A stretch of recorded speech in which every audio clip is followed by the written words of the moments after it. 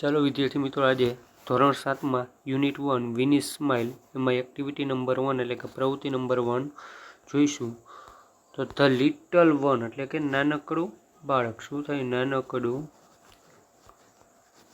બાળક. તો ધીસ એટલે આ, ઇઝ એટલે છે ધ બેગ એટલે ઠેલો, આ એ બેગ છે જે the little one boat. Little one એટલે કે નાનકડા બાળકે, બોટ એટલે ખરીદો, આ એ ઠેલો છે જે નાનકડા એક બાળકે ખરીદો.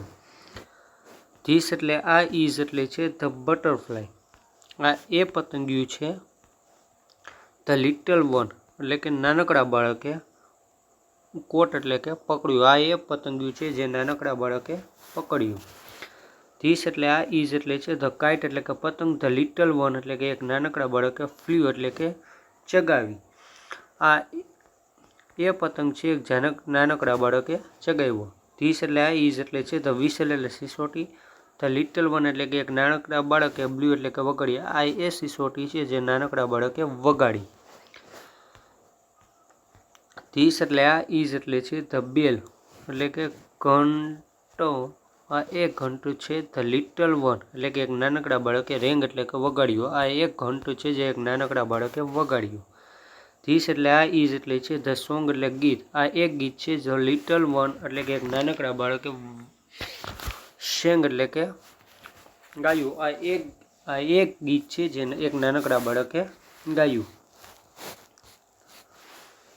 વ્હાઇટ એટલે કે સફેદ, એન્ડ બ્લેક એટલે કે કાળું, એન્ડ ગ્રીન એટલે કે લીલો, એન્ડ રેડ એટલે કે લાલ.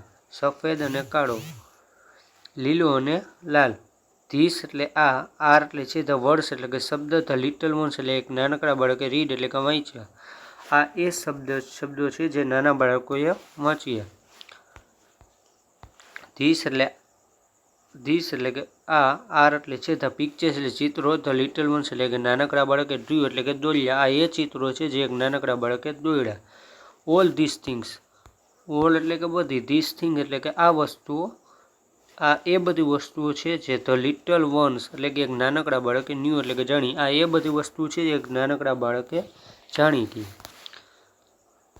જો વિદ્યાર્થી મિત્રો તમને મારો વિડીયો ગમ્યો હોય તો લાઈક કરજો, શેર કરજો અને સબસ્ક્રાઈબ કરવાનું ભૂલતા